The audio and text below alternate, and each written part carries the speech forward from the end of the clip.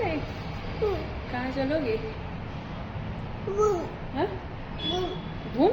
नहीं, घूम नहीं जा रही मम्मा, पार्लर। तो आरू ने तो बता दिया कि हम लोग कहाँ जा रहे हैं, तो बस एक लोगों ने घर पे ही खोल रखा, तो वही हम लोग पार्लर में आ गए। और यहाँ पे जो मेरी भांजी थी उसको हेयर कट लेना था, तो बस वही डिस्कस चल रहा है। वो समझा रही है कि मुझे ऐसा हेयर कट चाहिए, ये चाहिए, वो चाहिए, और वो अपनी बता रही है कि ये ऐसे नहीं अच्छा लगेगा, वैसे नहीं अच्छा लगेगा। तो इन दोनों का डिस्कशन होता है ख़त्म, और फिर फाइनली हेयर कट हो रहा है। और यहाँ पे आरू भी आई हुई थी, तो आरू तो यहाँ पे सारी चीज़ों को छेड़ना था, तो जैसे तैसे बस अभी कंघी पे मानी है। और फिर यहाँ पे मतलब यही चल रहा था कि ये वाले बाल अच्छे नहीं लगेंगे कट के, वो तो बस टीवी में फ़ोटो में ऐसे अच्छे लगते हैं। तो फिर फाइनली यहाँ पे हेयर कट शुरू हुआ, और आरू की अपनी अलग ही शैतानी शुरू हुई।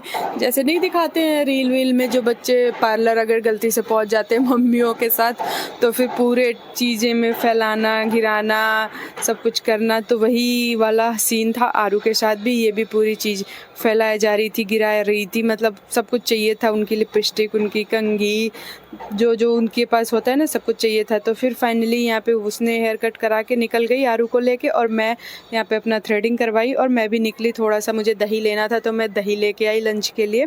और फिर मैं पहुंची घर पे, तो घर पे जाके मैं ढूंढ रही थी आरू को, तो आरू तो मिली नहीं। मैं ढूंढते ढूंढते फिर पता चला कि ये दोनों बालकनी में है, तो मैं वहाँ गई और देखी, ये देखो दोनों आराम से मज़े कर रहे हैं। और ये था इसका हेयर कट। तो आप लोग कमेंट में बताना कि कैसा लग रहा है। अब वैसे तो बहुत अच्छा लग रहा था। और फिर ये हमारी आरू की शैतानी, और थ्रेडिंग बनवा के आओ और अपने मिरर में ना देखो, तब तक कहाँ ही मज़ा आता है। तो बस वही मैं देख रही थी, और सही बना था और अच्छा लग रहा था, और काफ़ी टाइम बाद मैंने बनवाया था ना, तो और अच्छा लग रहा था। फिर मैंने सोचा कि मैं लगे हाथ वैक्स भी कर लेती हूँ, तो यहाँ पे मैंने वैक्स रखा गर्म होने को। और फिर मैंने ये देखो आरू की शैतानी, मतलब टीवी देखते देखते पूरी ज़मीन पे सो गई। उसमें आता है ना कि सोना अच्छी बात, टाइम से सोना अच्छी बात होती है, तो ये पूरा वहीं पे सो ही जाती है सुन के। और सारे कपड़े इसने फैला रखे हैं, तो देखो जैसे जैसे सुन रही है सोए जा रही है। तो फिर उसके बाद मैं वैक्स तो मैंने रख दिया था, और मैं चलती हूँ अपना, फिर नेक्स्ट काम कर लेती हूँ कि मैं ब्लीच लगा लेती हूँ, क्योंकि काफ़ी टाइम हो गया था।